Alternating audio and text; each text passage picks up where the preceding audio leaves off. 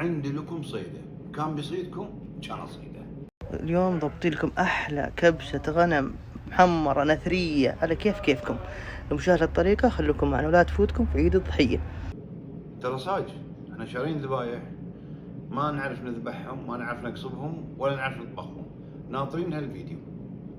عندنا بصل وثوم والبهارات العدلة اللي هي كزبرة وفلفل أسود ودارسين وورق غار وليمون أسود، وعندنا الشحم عشان الحمس، وعندنا الرز نوعين ميكس. الخلطة من أولها فيها شيء غلط ونشوف تاليتها. سيلة يبي ماي وايد، بشاور أقل، فيها شيء أنت بتورط بالأخير. خلينا نشوف البشاور والمزة أو السيلة، وعندنا كشنة ست البيت والزبيب والزركش أو الرمان المجفف. يا ولد صايدها زركش، زرشك، مو زركش، زرشك. بعدين شنو هو؟ مو رمان مجفف. اكتب في جوجل هل الزرشك عبارة عن رمان مجفف، تطلع لك إجابة صغيرة لا. كذي سائلين ومجاوبين خالصين. يا حبيبي الزرشك هو نوع من أنواع التوت، اسأل واحد إيراني فارسي يعلمك. أما تفتي في ذبيحتك هذه ما ينفع. خلينا نكمل. في البداية شغلنا النار على الكاتم عشان يسخن وبنضيف الشحم. إذا عندك لحم وفي شحم لا تضيف أي زيوت ثانية.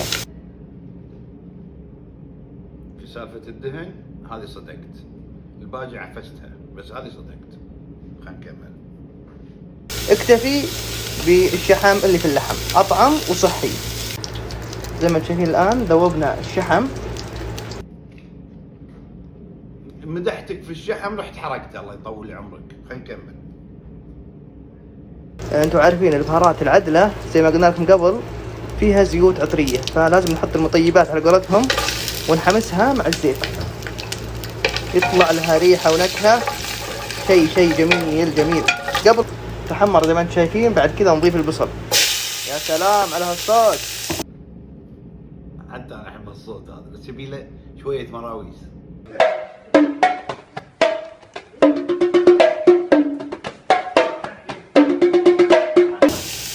ونضيف معاها الثوم. نبدأ الحمس المطلوبة. ويلا الآن نبي نضيف اللحم. طبعا اللحمة عندنا لحمة جذع، يعني عمره فوق 6 شهور، نفس لحم الضحايا. لو في شيء اسمه لغة، بس ضحايا زلزال، سقوط طائرة، حادث سيارة، شيء في ضحايا. الضحايا اللي بياكلون اكلك زين اسمهم اضاحي. خلينا نكمل. عاد بي نقلب اللحم يتشوح كذا وياخذ نكهة البصل والثوم. يا ولد طريقتك في تقليب اللحم حسيت ان انت مودي قطع اللحم وينتر وندرلاند وتقلب. جميل يعني الحق اذا شيء حلو اقول لك. الآن بنضيف الموية بتكون فاترة، يعني مو بساخنة عشان اللحم ما يشد معنا. يا ولد شنو هالفهامية؟ المية فاترة عشان اللحم ما يشد معنا. لا هو بيشد وانت بترخيه بجدر الضغط. 35 دقيقة على ذبيحة ترى شوية. بعد كذا بنضيف الملح الخشن الكمية اللي تكفينا. زي ما انتم شايفين طبقة المرقة وتجمع طبقة الريم. طبعا طبقة الريم تجي من الدم اللي في اللحم. طبقة الريم ولا طبقة الأوزون؟ هم عندنا هني بعد يسمونها طبقة الزفرة. وهذا مو دم، هذه شوية انزيمات موجودة في اللحم تطفح. ترى على فكرة هذا بروتين وينوكل، لا ما له داعي تشيله. تبي تشيله شيله، بس هو هذا بروتين ما في شيء غلط، ولا هو زفرة ولا ريم. ليه متى نعلم فيكم؟ نبي نشيلها نقطفها على قولتهم، نحاول ما نشيل البهارات. عرفتوا كيف؟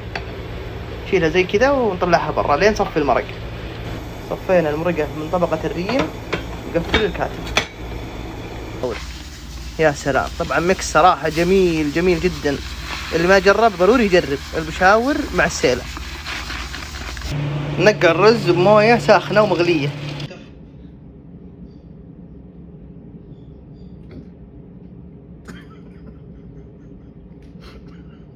ما ادري اضحك ولا ابكي. استوى الآن، كمل نصف ساعة ولحمتنا استوت. يا سلام.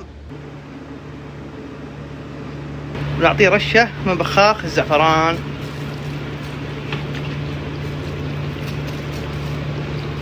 يعطي لون ونكهة خرافية. البخاخ هذا اللي بيدك صبغ الطعام، مو زعفران، لا تغتر فيه. هذا يعني ريحة زعفران من بعيد ما في غير. استعمل زعفران نفسه كذي، هذا الايراني او الاسباني، وفركه وتشوف النتيجة. فرق كبير. هذا اللي بيدك صبغه، مبين صبغه. الزعفران ما يصبغ شيء، مو هذا لون الزعفران.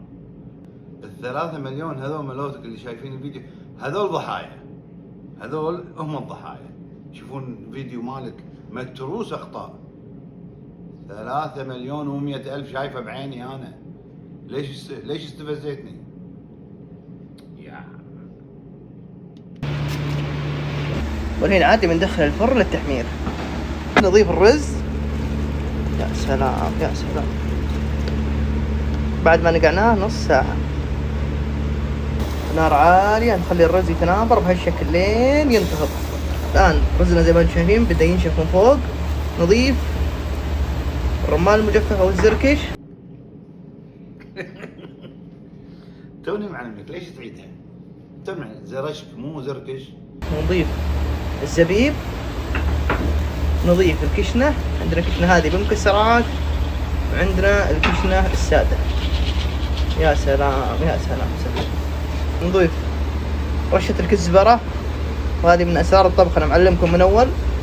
يا ولد يا ولد يا ولد، من اسرار الطبخ كزبره. من اسرار الطبخ كزبره تنثرها كذي. شو الحين اسرار الطبخ هذا موجوده في التوابل وفي المطبخ الهندي، يضيفونها على الحمسات. اخر شيء مثل ما سويت انت. وين اسرار الطبخ؟ أوه. والله يا اخوي يعطي نكهة.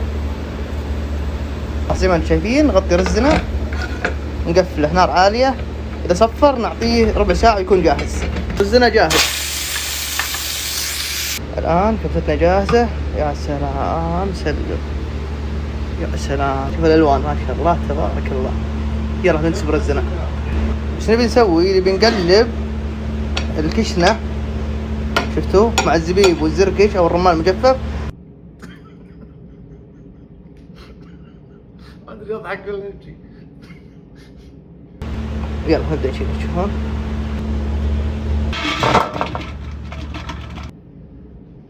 هذا اللي قلنا، في حبات عيش ما راح تستوي. الصوت هذا، الصوت هذا قبل الشياب يشيلون العيش يحطونه كذي على الصماط ولا على الصحن.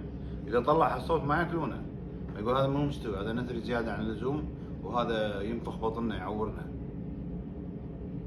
ما يستوي. نوعين عيش كل واحد يبي وقت، وتطبخهم في جدر واحد، مستحيل. هذا اقدر اقول لك عليك بألف عافية انت والضحايا ملوتك، ونشوفكم على خير. نشوف الاستواء. ما شاء الله تبارك الله الاستواء، شيء على كيفكم. وهذه كبسة الغنم جاهزة وبالعافية علينا وعليكم. جربوا طريقتنا ولا تفوتكم. وبالنهاية يا حبيبي يا راعي الزركش، الموضوع كله دعابة وغشمرة. ضحكنا واستانسنا وياك والسموحة. يلا بأمان الله. الكشنة